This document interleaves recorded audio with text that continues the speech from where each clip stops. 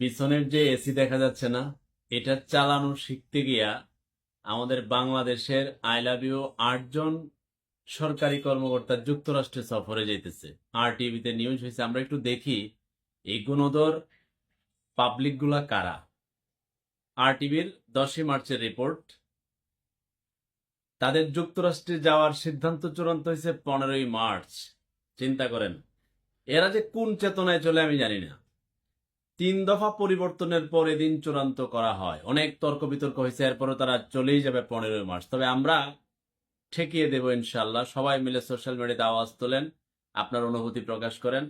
মানুষ ব্যাংকের দ্বারে দ্বারে ঘুরে টাকা পায় না, আর ওরা যুক্তরাষ্ট্রে যাবে। তাদের মধ্যে প্রকল্পটির পরিচালকও রয়েছেন। একজন পরিচালকের আবার 1 মাস আছে চাকরির মেয়াদ, মানে এই যে চলে যাবে আর আসবে না। 8 জনের সরকারি সফরের অফিসিয়াল প্রোগ্রামের নাম heating, ventilation and air condition system training. মানে ইংরেজি নাম দিছে, যদি দেশের মানুষ যেন না বুঝে, আরে ইংরেজি দিছে রে, সব বনাস। এদিকে যে প্রকল্পের খরচে এসব কর্মকর্তা যুক্তরাষ্ট্রে যাচ্ছেন, সেই প্রকল্পের কাজের অগ্রগতি আশানুরূপ নয়। এরপরও হ্যাঁ, এরা যুক্তরাষ্ট্রে যাবে। রমজান মাস নিলে মুখ খারাপ করলাম এখন।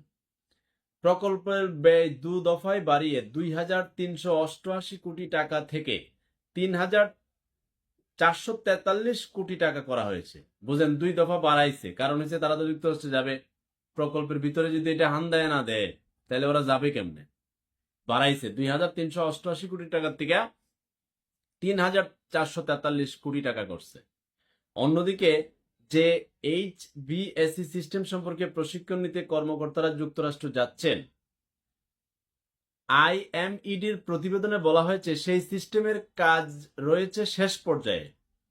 এর বাইরে গণপূর্ত অধিদপ্তর, এটা গণপূর্ত অধিদপ্তর ধরেন, গণপূর্ত অধিদপ্তর বলেন, অতিরিক্ত প্রধান প্রকৌশলী আশরাফুল হক এই সফরে গেলেও তার চাকরির মেয়াদ কয়েক মাসের মধ্যে শেষ হবে।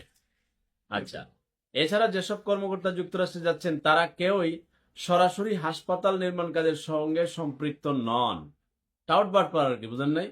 এমনকি নির্মাণ পরবর্তী রক্ষণাবেক্ষণেও তাদের সম্পৃক্ততা থাকার সুযোগ নেই। তো আরামিরা, তোরা যাবি কেন তাহলে? আশা করি সরকারি 15 মার্চের এই এসি শিকার কার্যক্রমের এই হারামিরারে আপনারা আটকাবেন। ওরা যাইতে পারবে না। কেমনে যাবে? মানুষ ব্যাংকের দ্বারা দ্বারা ঘুরতেছে, 75 লাখ আমানতকারী, টাকা পায় না। আরে হারামিরা যাবে এসি শিকার জন্য, এসি চালানোর জন্য তোরা যাবি যুক্তরাষ্ট্রে?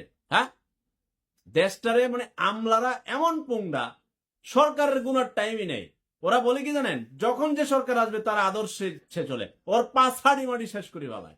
হারামিরা কোনো দল করে না তো, ওরা যে দল সরকারে থাকে ওরে লেলায়া, ওইটাই ইউনুস থাকুক আর আগের সরকার থাকুক আর এখনের সরকার থাকুক, এরপরও এসব কর্মকর্তা সফরে যাচ্ছেন। তাই বিষয়টি নিয়ে প্রশ্ন দেখা দিয়েছে না, সারা বাংলার মানুষ খেপে গেছে। যেখানে টাকার এত সমস্যা রাষ্ট্রে, 75 লাখ আমানতকারী পথে পথে ঘুরতেছে, এই একীভূত 5 ব্যাংক সহ ন্যাশনাল ব্যাংক, পদ্মা ব্যাংক, কত ব্যাংকের অসুবিধা, এরপরও পুঙ্গামি করে তোরা যাবি কেন? তোরা কেন এসি শিকার জন্য যুক্তরাষ্ট্রে যাবি? ওদের সফর 15ই মার্চ যেন যেতে না পারে সরকারের তরফ থেকে বন্ধ করেন। আর যারা এই ভিডিওটা দেখছেন শেয়ার করে সর্বোচ্চ ভাবে, কমেন্ট করে আপনার মতামত জানাবেন। বাংলাদেশের টাকা এত মাগনা পাইছস নাকি তোরা এসি শিকার জন্য যাবি? আর আমি এসি চালাইতে পারস না? এসি তো বড় যে কেউ চালাইতে পারে, তোরা যাবি কেন যুক্তরাষ্ট্রে ট্রেনিং করতে? তো আশা করি সফর বাতিল করবেন। সবাই ভালো থাকুন।